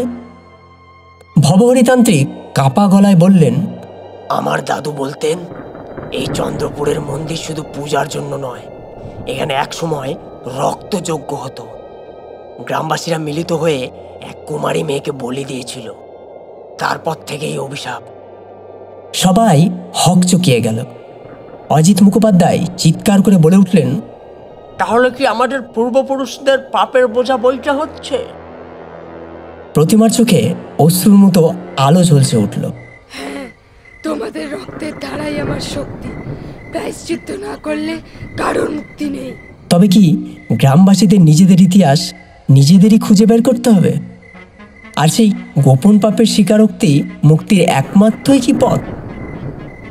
প্রতিমার কণ্ঠে উচ্চারণিত হলো সেই ভয়ঙ্কর সতর্কবাণী। গ্রামবাসীরা অশ্রু সজল চোখে স্তব্ধ হয়ে তাকিয়েছে। সন্ন্যাসী তখন ধীরে ধীরে বললেন, মুক্তির পথ হলে আমাদের অতীতের অন্ধকার সত্য উন্মোচন করতে হবে। অজিত মুখোপাধ্যায় বাড়ি থেকে এক পুরনো লোহার সিন্দুক আনলেন। তার দাদার রেখে যাওয়া সেই সিন্দুক বহুদিন ধরে কেউ খোলেনি। তালা ভাঙতেই বেরোলো কিছু জীর্ণ কাপড় আর একটি খাতা। খাতার প্রথম পাতায় লেখা, চন্দ্রপুর মন্দির মহাযজ্ঞ 1873 সাল। পাতা উল্টোতেই দেখা গেল ভয়ঙ্কর বিবরণ। লেখা আছে, এক মহালয়ার রাতে গ্রামবাসীরা মিলে এক কুমারী মেয়েকে বলি দেয় যাতে গ্রামে রোগ মৃত্যু থেমে যায়। সেই মেয়েটি ছিল শান্তশীলা, গ্রামের দরিদ্র পরিবারের জন্মানো এক কিশোরী। তবে কি এই শান্তশীলার আত্মাই কি আজ প্রতিশোধ নিচ্ছে? গণেশ দাদু কাঁপতে কাঁপতে বললেন, আমি ছোটবেলায় মায়ের কাছে শুনেছিলাম সেই রাতে আকাশ রক্তলাল হয়েছিল। গ্রামের লোকেরা বলেছিল বলির পরে রোগ থেমে যায়, কিন্তু তারপর থেকে প্রতি মহালয়ার রাতে অদ্ভুত ঘটনা ঘটত। সুবর্ণা চোখে জল নিয়ে ফিস ফিস করে বলল, তাহলে আমাদের সন্তানরা যে আজ আতঙ্কে আছে সেটা আমাদেরই পাপের ফল? সন্ন্যাসী গভীর কণ্ঠে বললেন, হ্যাঁ, শান্তশীলা আরো অনেক বলি প্রাণী এখনো মুক্তি নয়। প্রতিমার ভেতরে তাদের কান্না গুমড়ে আছে। তবে কি শুধু শান্তশীলাই নয়, আরো বহু আত্মা প্রতিশোধের জন্য অপেক্ষা করছে। খাতার শেষ পাতায় একটি আঁকাবাঁকা চিহ্ন ছিল। ভবহরি চোখ কুঁচকে বললেন, এটা কোনো সাধারণ দাগ নয়, এটা হচ্ছে অগ্নিচক্র। এর মানে বলি দেওয়ার আত্মারা অগ্নির মধ্যেই বন্দি করা হয়েছে, কিন্তু যদি আবার অগ্নি পূজা হয় তবে তারা মুক্ত হয়ে আসবে। ঠিক তখনই মন্দিরের ভেতর থেকে হঠাৎ শিখা বেরিয়ে ছাদের দিকে ছুটল। প্রতিমার কণ্ঠ ভেসে এলো, আমরা মুক্তি চাই, না হলে চন্দ্রপুর পুড়ে যাবে। তবে কি পরবর্তী পূর্ণিমায় অগ্নিচক্র ভেঙে সব আত্মা বেরিয়ে আসবে? আর গ্রামবাসীরা সেটাকে কি আটকাতে পারবে? তো মন্দিরের ভেতরে প্রতিমার চোখ জল জল করছে। গ্রামবাসীরা আতঙ্কে একে অপরকে আঁকড়ে ধরে দাঁড়িয়ে আছে। ভবহরি তান্ত্রিক হাত কাঁপতে কাঁপতে খাতার শেষ পাতায় থাকা চিহ্নের দিকে তাকালেন।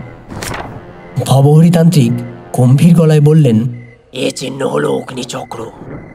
এতে বন্দি করা হয়েছে সেই আত্মাদের যাদের বলি দেওয়া হয়েছিল। আগুনই তাদের বাঁধন, আগুনই তাদের মুক্তির পথ। সন্ন্যাসী জিজ্ঞাসা করলেন, মানে? ভবহরি ব্যাখ্যা করলেন, যদি পূর্ণিমা রাতে আবার যজ্ঞ হয় আর কেউ এই ভুল করে আগুনে আহুতি দেয়, তবে এই বাঁধন ছিঁড়ে যাবে।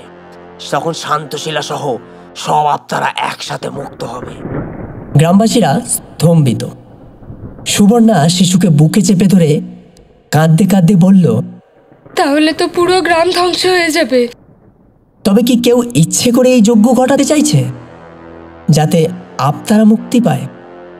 অজিত মুখোপাধ্যায় কপালে হাত দিয়ে বললেন, কিন্তু কারা এত বড় পাপ করবে? গ্রামটাকে তো সবাই বাঁচাতে চাইছে। ঠিক তখনই এক বৃদ্ধা ফিস ফিস করে বললেন, তুমি কি ভুলে গেছ? শান্তশিলার পরিবার আজও আমাদের গ্রামকে রক্ষা করেনি। তারা বহুদিন ধরে বলে আসছে চন্দ্রপুরে অভিশপ্ত হোক। সবাই চমকে উঠল। গণেশ দাদু দীর্ঘশ্বাস ফেলে বললেন, হ্যাঁ, শান্তশিলার বংশধরেরা আজও পাশের গ্রামে থাকে। তারা হয়তো প্রতিশোধ চাইছে। তবে কি শান্তশিলার বংশধরেরাই এই অভিশাপের আগুন জ্বালাতে চায়? ঠিক তখনই বাতাস ভারী হয়ে এলো। মন্দিরের ভেতরে প্রদীপ হঠাৎ নিভে গেল। চারপাশ অন্ধকার, শুধু প্রতিমার চোখ লালচেভাবে জ্বলে উঠল। এক অদ্ভুত কণ্ঠ প্রতিমার থেকে ভেসে এলো, আমার রক্তের উত্তরাধিকারীরা আসছে, তারাই আমার অগ্নিচক্র ভাঙবে। সবাই চমকে তাকালো চারিদিকে। সন্ন্যাসী ধীরে ধীরে বললেন, তাহলে সামনের শুধু আত্মার লড়াই নয়, রক্তেরও প্রতিশোধ অপেক্ষা করছে।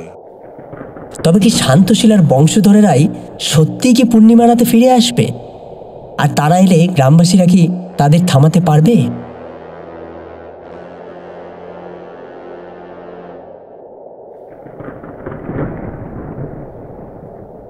চন্দ্রপুরে তখন গভীর রাত, আকাশ মেঘে ঢাকা। মাঝে মাঝে বিদ্যুতের ঝলক দিচ্ছে আকাশে। গ্রামের মাঠের দিক থেকে ভেসে এলো এক বাঁশির শব্দ। গ্রামবাসীরা আতঙ্কে ঘরে ঘরে আলো নিভিয়ে দিল। কিন্তু সুবর্ণার ছোট্ট ছেলে খিচুড়ি হাঁড়ি উল্টে দিল হঠাৎ করেই। শব্দে সবাই চমকে উঠল। মাঠের দিক থেকে ধীরে ধীরে কয়েকজন এগিয়ে এলো। তাদের হাতে মশাল, পরনে কালো ধুতি, কপালে রক্তের মতো লালটি। একজন বয়স্ক পুরুষ এগিয়ে এসে গর্জে উঠল, আমরা শান্তশিলার বংশধর। এই গ্রাম আমাদের রক্ত দিয়ে বিশ্বাসঘাতকতা করেছে। আজ পূর্ণিমা রাতেই অগ্নিচক্র ভাঙা হবে। গ্রামবাসীরা ভয়ে থরথর করে কাঁপছে। অজিত সাহেব সাহস নিয়ে বললেন, এটা পাগলামি, এতে গ্রাম ধ্বংস হয়ে যাবে। কিন্তু বয়স্ক পুরুষটি বলতে লাগলো, গ্রাম ধ্বংস হলে তাতে কি যায় আসে? আমাদের মা শান্তশিলা শান্তি পাবে। তবে কি শান্তশিলার আত্মা সত্যিই তাদের নিয়ন্ত্রণ করছে? ঠিক তখনই গ্রামের বউরা একসঙ্গে এগিয়ে এলো। তাদের হাতে প্রদীপ, মাথায় লাল শাড়ি। সুবর্ণা কাঁপা কাঁপা গলায় বলল, তুমি যদি মা শান্তশিলার নাম নাও, তবে মনে রেখো আমাদেরও মা আছে, আমরা তাকে অশান্ত হতে দেব না। কিন্তু আগুন্তকেরা মশাল মাটিতে আছড়ে দিয়ে চিৎকার করে উঠল, মায়ের শান্তি আমাদের প্রতিশোধেই হবে। হাওয়ায় তখন ঢাকের মতো শব্দ বাজতে লাগলো, যেন আকাশে অদৃশ্য কারা তাল ঠুকছে। এই দৃশ্য শব্দ কি দেবী দুর্গার আগমন, নাকি অভিশপ্ত আত্মাদের জেগে ওঠা? বংশধরেরা মন্দিরের সামনে এসে বৃত্ত তৈরি করল। মাটিতে রক্ত দিয়ে আঁকলো সেই ভয়ঙ্কর অগ্নিচক্র। এক তরুণী শান্তশীলার নাতনি চোখ বুজে মন্ত্র জপ করতে শুরু করলো। তার কণ্ঠে অদ্ভুত শক্তি। গ্রামবাসীদের কান ঝালাপালা হয়ে যাচ্ছিল। প্রতিমার চারপাশে বাতাস কেঁপে উঠল। ঠিক তখনই মন্দিরের ভেতর থেকে প্রদীপের আলো জ্বলে উঠল। মা দুর্গার প্রতিমার চোখ থেকে যেন জল গড়িয়ে পড়ল। দেবী কি নিজেই গ্রাম রক্ষা করতে আসছেন, নাকি এই জল আসন্ন ধ্বংসের অশ্রু?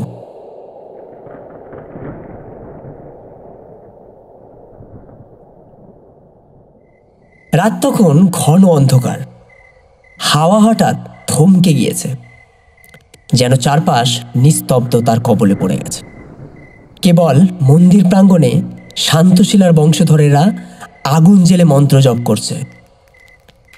তরুণী নাতনির কণ্ঠ ক্রমশ উঁচু হচ্ছে, তার চোখ লাল হয়ে উঠছে, ঠোঁট পেটে রক্ত গড়াচ্ছে।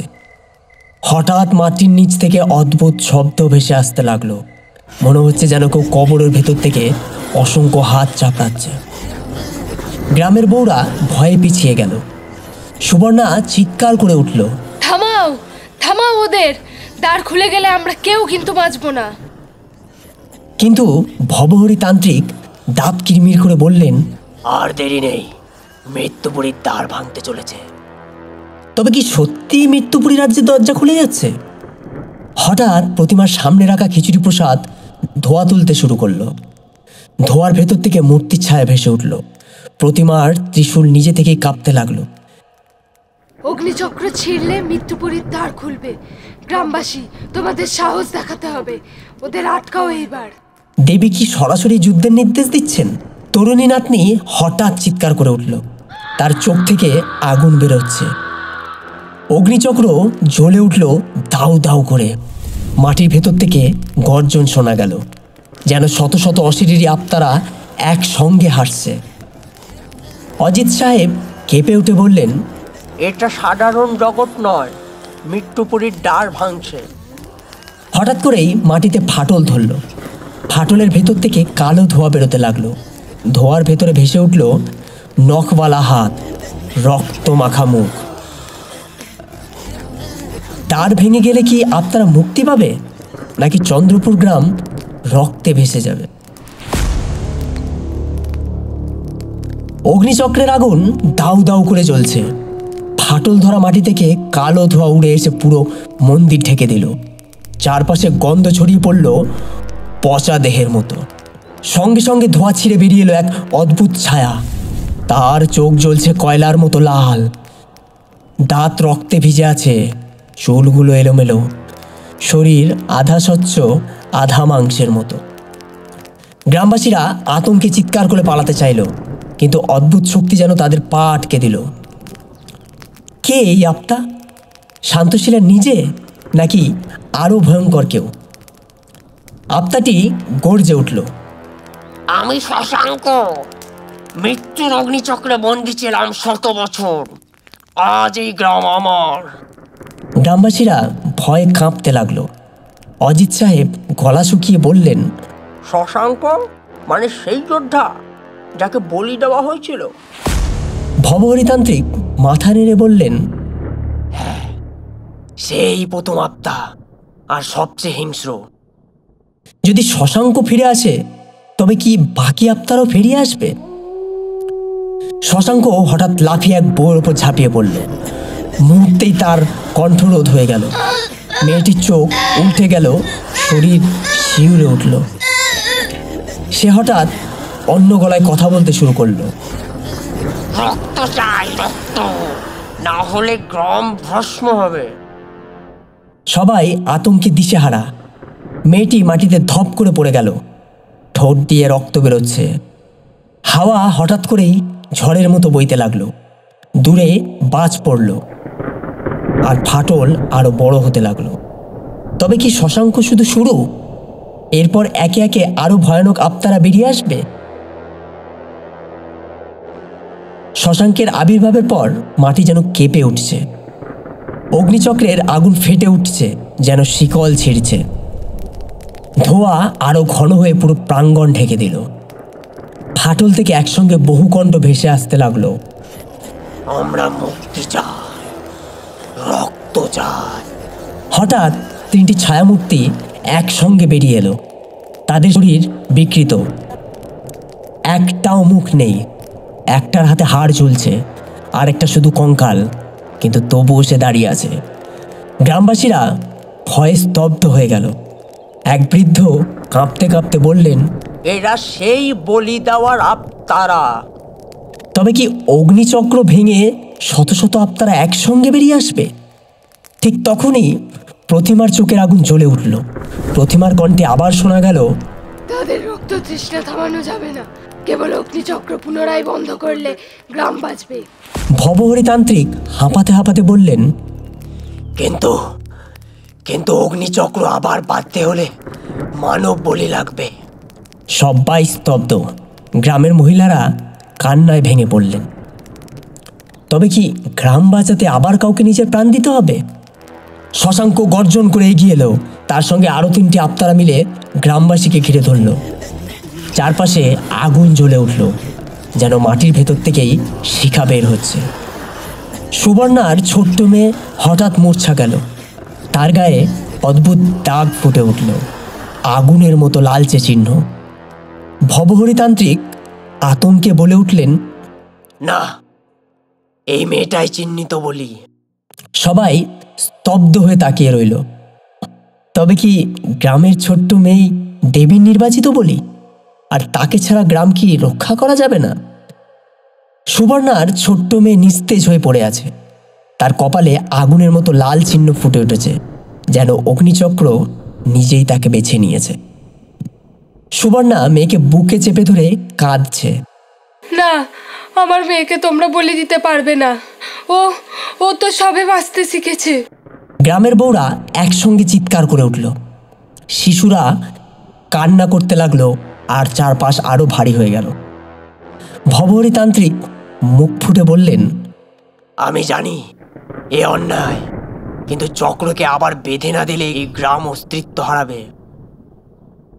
তবে কি সত্যি দেবী একজন নির্দোষ শিশুর প্রাণ চান, নাকি এর পেছনে লুকিয়ে আছে আরো বড় কোনো রহস্য? হঠাৎ প্রতিমার চোখ থেকে আলো বেরিয়ে এসে মাটির ওপর পড়ল। সে একটু নড়ে চড়ে উঠল। তার ঠোঁট কাঁপতে লাগলো, আর দেবীর মতো গম্ভীর কণ্ঠে বেরিয়ে এলো, আমি রক্ত চাই না, আমি সাহস চাই। সবাই স্তব্ধ হয়ে গেল। সুবর্ণা বিস্মিত চোখে মেয়েটির দিকে তাকিয়ে রইল। ভবহরিতান্ত্রিক হতবাক হয়ে বললেন, মানে দেবী বলি চান না? তাহলে কে বা কারা বলির সত্ত্ব তৈরি করেছিল? দেবী নাকি অশুভ শক্তি? ঠিক তখনই শশাঙ্ক ও অন্য আত্মারা গর্জন করে উঠল। তাদের চোখে অগ্নিশিখা, মুখ থেকে বিষ বেরোচ্ছে। তারা একসঙ্গে চেঁচিয়ে বলল, না, বলি চাই, না হলে চক্র ভাঙবে। মন্দির কেঁপে উঠল। মাটিতে ফাটল আরো বড় হলো। আগুনের শিখায় গ্রাম আলোকিত। মানুষের মুখ ভয়ে জমাট বাঁধা। অজিত সাহেব কাঁপা কাঁপা কণ্ঠে বললেন, তাহলে এতদিন যেটাকে দেবীর ইচ্ছা ভেবেছিলাম, আসলে সেটাই অভিশপ্ত আত্মাদের ষড়যন্ত্র। তবে কি গ্রামবাসীরা আত্মাদের প্রতারণা বুঝে গেছে? এখন তারা কি দেবীর পাশে দাঁড়িয়ে শেষ লড়াই লড়বে? গ্রাম তখন মৃত্যু ভয়ে আবদ্ধ। চারপাশের বাতাস ভারী, যেন প্রতিটি নিঃশ্বাসেও কেবল অশুভর গন্ধ। মন্দিরের ভেতরে প্রদীপ জ্বলছে, কিন্তু তার আলো আজ ম্লান। শশাঙ্ক ও তার সঙ্গী আত্মারা দাউ দাউ করে আগুনের ভেতর দিয়ে গর্জন করে উঠছে। তাদের মুখ বিকৃত, চোখে আগুন, দাঁত থেকে রক্ত বেরোচ্ছে। গ্রামবাসীরা ভয়ে একে অপরকে আঁকড়ে ধরেছে। একজন বৃদ্ধা ফিসফিস করে বললেন, আমরা বাঁচবো না, ওরা আমাদের সবাইকে নিয়ে যাবে। সুবর্ণা চোখের জল মুছে হঠাৎ দাঁড়িয়ে উঠল। তার বুকের ভেতর কাঁপন হলেও সে সাহস করে বলল, না, দেবী আমাদের ছেড়ে দেবেন না। যদি বলি না চান, তবে নিশ্চয়ই অন্য কোনো পথ আছে। তবে কি সত্যি অন্য কোনো গোপন উপায় আছে অগ্নিচক্র বেঁধে দেওয়ার? ভবহরিতান্ত্রিক খাতাটা মাটিতে ছড়িয়ে দিয়ে কাঁপা কাঁপা গলায় পড়তে লাগলেন। পাতার ভেতর থেকে যেন এক অদ্ভুত মন্ত্র বের হলো। যদি রক্ত না দাও, তবে আগুন দাও। যদি প্রাণ না দাও, তবে সাহস দাও। সত্যের শিকায় চক্র বেঁধে যায়। সবাই স্তম্ভিত। অজিত সাহেব কপাল চেপে বললেন, মানে রক্ত নয়, আগুনই একমাত্র সমাধান। ভবহরি বললেন, কিন্তু সে আগুন হবে পবিত্র, দেবীর আগুন। যদি আমরা শেষ যজ্ঞ করে খিচুড়ি প্রসাদ আর ধূপ দিই, তবেই হয়তো অগ্নিচক্র বন্ধ করা যাবে। গ্রামবাসীদের চোখে এক ফোঁটা আশা জ্বলে উঠল, কিন্তু তৎক্ষণাৎ শশাঙ্কর ভয়ানক হাসিতে গজরে উঠল। যজ্ঞ যজ্ঞ করবার আগে আমরা তোমাদের ছিন্ন ভিন্ন করে ফেলবো। তবে কি আপনারা সত্যিই যজ্ঞ শুরু হতে দেবে না? গ্রামের পুরুষেরা বাঁশ ও লাঠি দিয়ে আগুন জ্বালানো মশাল হাতে নিল। মহিলারা প্রদীপ, খিচুড়ির হাঁড়ি আর ধূপ নিয়ে এক সারিতে দাঁড়ানো। সবাই কাঁপছে, কিন্তু দেবীর নাম জপ করছে একসঙ্গে। হাওয়া হঠাৎ ঝড়ের মতো বইতে লাগলো। প্রদীপগুলো নেভার উপক্রম, কিন্তু সুবর্ণা হাঁড়ি থেকে খিচুড়ি তুলে মন্দিরে রাখতেই চারপাশে সোনালি আলোয় ছড়িয়ে গেল। আপনারা চিৎকার করে পিছিয়ে গেল। তাদের চোখে ভয়ের ছায়া, যেন দেবীর প্রসাদ তাদের জ্বালিয়ে দিচ্ছে। তবে কি পবিত্র প্রসাদই এই আপনাদের শেষ ধ্বংস আনতে চলেছে, নাকি তারা এর থেকেও ভয়ঙ্কর কোনো কৌশল বের করবে? চারিদিক তখন গর্জন করছে। আকাশে চাঁদ তখন রক্তলাল, বাতাসে দম বন্ধ করা গন্ধ, পোড়া মাংস আর ধূপের মিশ্রণ। মন্দিরের উঠোনেই সবাই জড়ো হয়েছে। বাচ্চারা মায়ের আঁচল আঁকড়ে আছে, পুরুষেরা আগুন জ্বলতে থাকা মশাল হাতে নিয়ে দাঁড়িয়ে আছে। ভবহরি তান্ত্রিক খাতার পাতায় চোখ রেখে উচ্চারণ করতে লাগলেন, অগ্নির মাঝে সত্য, সত্যের মাঝেই দেবী, আর দেবীর মাঝেই রক্ষা। সুবর্ণা ও গ্রামের বউরা একসঙ্গে প্রসাদের হাঁড়ি থেকে খিচুড়ি ঢালতে লাগলো যজ্ঞকুণ্ডে। ধোঁয়া উঠতেই আশ্চর্য গন্ধ ছড়িয়ে পড়ল। ধোঁয়াটা যেন ফুলের মতো গন্ধ ছড়ালো, অথচ চোখে দেখা গেল লালচে আগুনের ঝলক। গ্রামবাসীরা একসঙ্গে জপ শুরু করলো, জয় মা দুর্গা, জয় মা দুর্গা, জয় মা দুর্গা, জয় মা দুর্গা, জয় মা দুর্গা, জয় মা দুর্গা, জয় মা দুর্গা, জয় মা দুর্গা। তবে কি দেবী সত্যি এই যজ্ঞ গ্রহণ করবেন, নাকি আপনারা এর আগেই সব ভেঙে ফেলবে? হঠাৎ শশাঙ্ক ভয়ঙ্কর শব্দে চিৎকার করে উঠে ঝাঁপিয়ে পড়ল যজ্ঞর কুণ্ডের দিকে। তার চোখে আগুন, দাঁতে বিষ, কিন্তু তখনই যজ্ঞকুণ্ড থেকে এক শিখা উঠে তার বুক জ্বালিয়ে দিল। শশাঙ্ক চিৎকার করে পিছিয়ে গেল, কিন্তু সঙ্গে সঙ্গে আরও কয়েকটা আত্মা বেরিয়ে এলো একসঙ্গে। কারো চোখ নেই, কারো জীব মাটিতে গড়াচ্ছে, কারো কপালে গর্ত থেকে আগুন বেরিয়ে আসছে। তারা একসঙ্গে মন্ত্র ভেঙে দিতে চাইল। চারপাশে হাহাকার ছড়িয়ে গেল। তবে কি আপনারা সংখ্যা বাড়িয়ে যজ্ঞ পুরোপুরি ধ্বংস করে দেবে? মহিলারা হাত জড়ো করে প্রসাদ ছুঁড়ে দিচ্ছিল আগুনে। তখনই সুবর্ণার মেয়ে, যার শরীরে আগুনের চিহ্ন উঠেছিল, সে চোখ খুলল। তার কণ্ঠ দেবীর মতো গম্ভীর হয়ে উঠল, আগুন নিভে গেলে গ্রাম ধ্বংস হবে, আগুন বাঁচলে তোমরাও বাঁচবে। তোমাদের বিশ্বাসই হলো আমার শক্তি। সবাই স্তব্ধ। সুবর্ণা মেয়েকে বুকে চেপে ধরে কাঁদতে লাগলো। তবুও হাত কাঁপতে কাঁপতে আবার হাঁড়ি থেকে খিচুড়ি যজ্ঞের কুণ্ডে ঢালল। শিখা আরও উঁচু হলো। আপনারা চিৎকার করে কেঁপে উঠল, কিন্তু মাটি ফেটে আরও ফাঁক হয়ে গেল, যেন মৃত্যুপুরীর দরজা একেবারে খুলে গেছে। তবে কি বিশ্বাসের আগুনই আপনাদের থামাতে পারবে, নাকি শেষ মুহূর্তে মৃত্যুপুরীর দ্বার পুরোপুরি খুলে যাবে?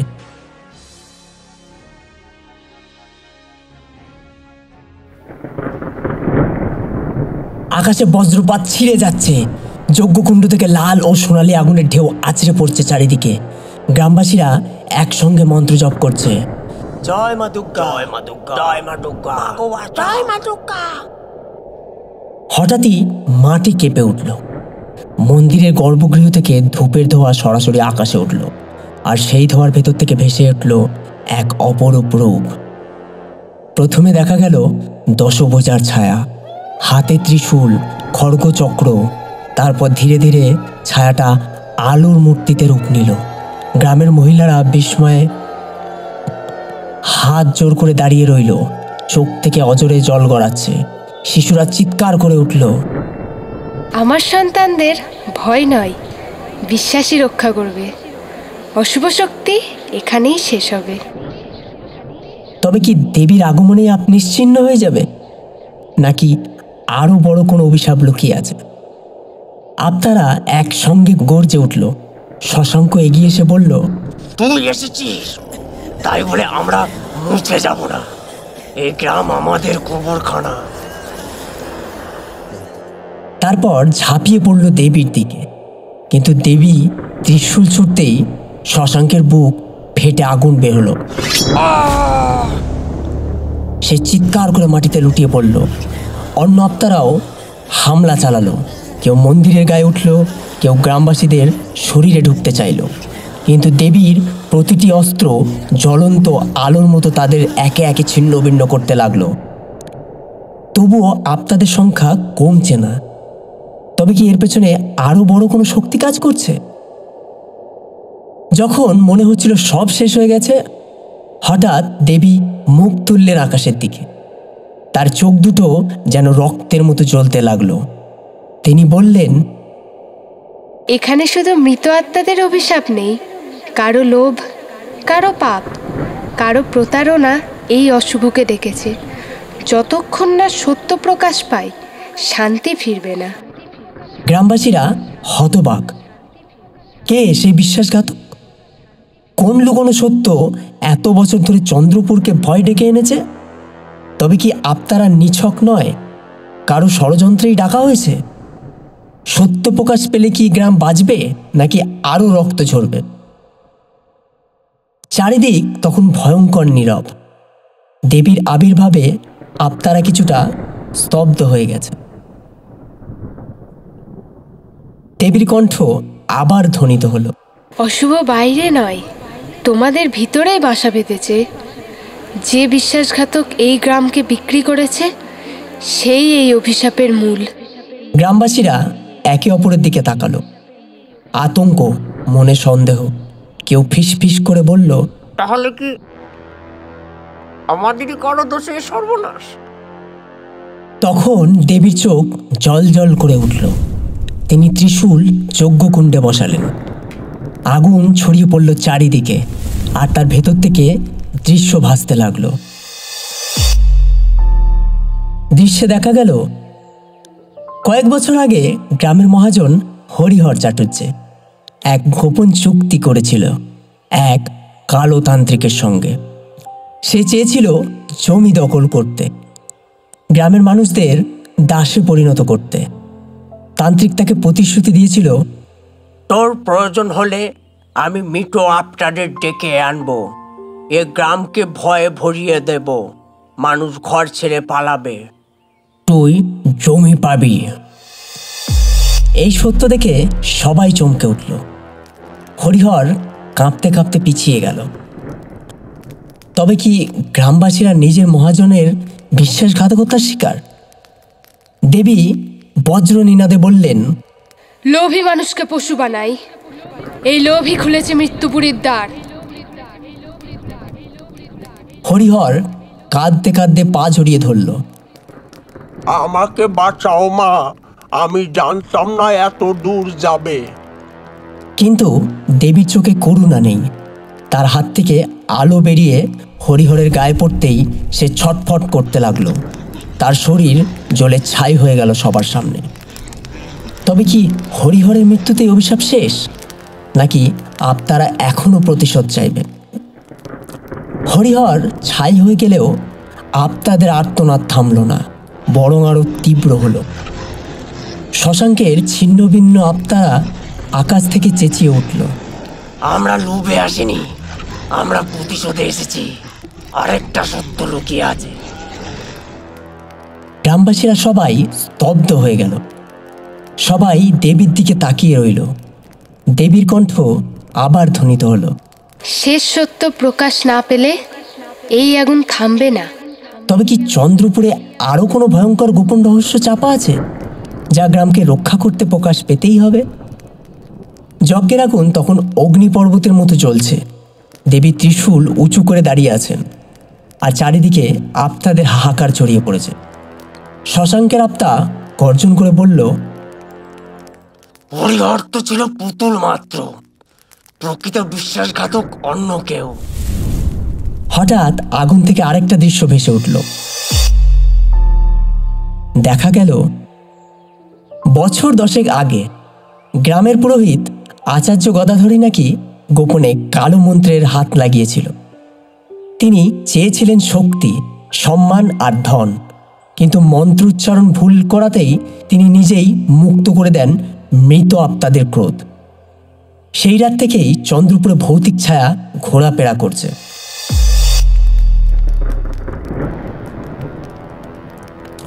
গ্রামবাসীরা স্তম্ভিত, সবাই চিৎকার করে বলল, আচার্য দাদু আপনি? আচার্য কাঁপতে কাঁপতে মাটিতে বসে পড়ল, চোখে জল ও ভাঙা কণ্ঠে বলল, আমি জানতাম না এ অভিশাপ নেমে আসবে। আমি ক্ষমা চাই, কিন্তু এ আগুন আমার রক্ত ছাড়া তো থামবে না। তবে কি গ্রামে বাঁচার একমাত্র উপায় পুরোহিতের আত্মবলিদান? দেবী গম্ভীর কণ্ঠে বললেন, অপরাধ রক্তে ধুতে হয়। সত্য প্রকাশ পেয়েছে, এখন সময় শুধরে নেওয়ার। আচার্য গদাধর হাত জোড় করে যজ্ঞকুণ্ডে ঝাঁপ দিল। তার শরীর মুহূর্তের মধ্যে আগুনে পুড়ে ছাই হয়ে গেল। যজ্ঞকুণ্ড থেকে বিশাল আগুনের স্তম্ভ উঠে আকাশ ছুঁয়ে ফেলল। আত্মারা আর্তনাদ করতে করতে একে একে মিলিয়ে গেল আকাশে বজ্রপাতের মতো। এক শব্দ প্রতিধ্বনিত হলো। তবে কি সব আত্মা চিরতরে মুক্তি পেল, নাকি তাদের ছায়া থেকে যাবে?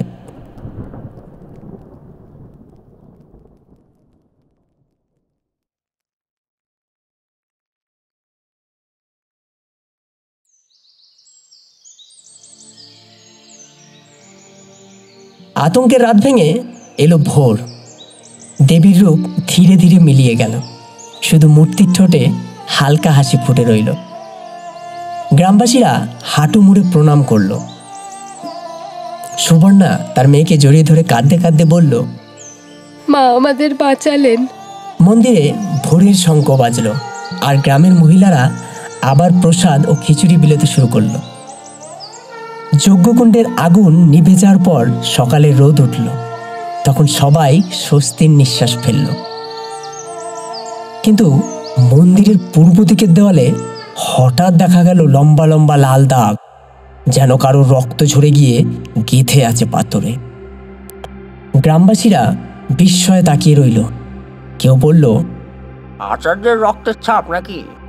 আবার কেউ ফিসফিস করে বলল, না, এটা কোনো অশুভ চিহ্ন। দাগটা মুছতে চেষ্টা করা হলো, জল ছিটিয়ে, ধূপ জ্বালিয়ে, এমনকি গঙ্গার জল দিয়েও, কিন্তু দাগ একটু মুছল না, বরং আরো গাঢ় হয়ে উঠল।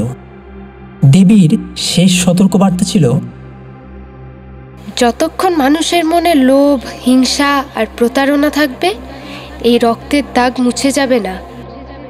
মনে রেখো, আমি এসেছিলাম তোমাদের রক্ষা করতে, কিন্তু তোমাদের পাপ যদি আবার ছায়া ডাকে, তখন আর দ্বিতীয়বার আমি আসবো না। কিন্তু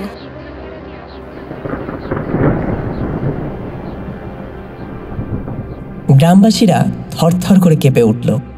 সবাই শপথ করল, চন্দ্রপুরে আর কখনো বিশ্বাসঘাতকতা হবে না, লোভে চোখ আর অন্ধ হবে না। তাহলে কি রক্তের দাগ ভবিষ্যতের অশুভের ইঙ্গিত, নাকি গ্রামবাসীদের সতর্ক করার জন্য দেবী রেখে যাওয়া এক অমোচনীয় স্মৃতি? চন্দ্রপুরে বহু বছর আগে অন্ধকার কেটে গিয়েছিল সেই পূর্ণিমা রাতে। দেবী সত্যি এসেছিলেন, অশুভের বিনাশ হয়েছিল, গ্রাম পেয়েছিল নতুন ভোর। কিন্তু মন্দিরের দেওয়ালে যে রক্তের দাগ রয়ে গেল, সেটাই চিরকাল মনে করিয়ে দেয়, অশুভ বাইরে থেকে আসে না, মানুষের লোভ আর বিশ্বাসঘাতকতার ভেতর থেকেই জন্ম নেয়। আজও সেই দাগ মুছে যায়নি। কে জানে, আবার যদি লোভ বা প্রতারণা জন্ম নেয়, তবে হয়তো চন্দ্রপুরে আবারও নামবে ভয়ের অন্ধকার। এই পর্যন্তই ছিল আজকের গল্প। মনে রাখবেন, অশুভকে দূরে রাখতে হলে আগে নিজের অন্তরের অশুভকে জয় করতে হয়।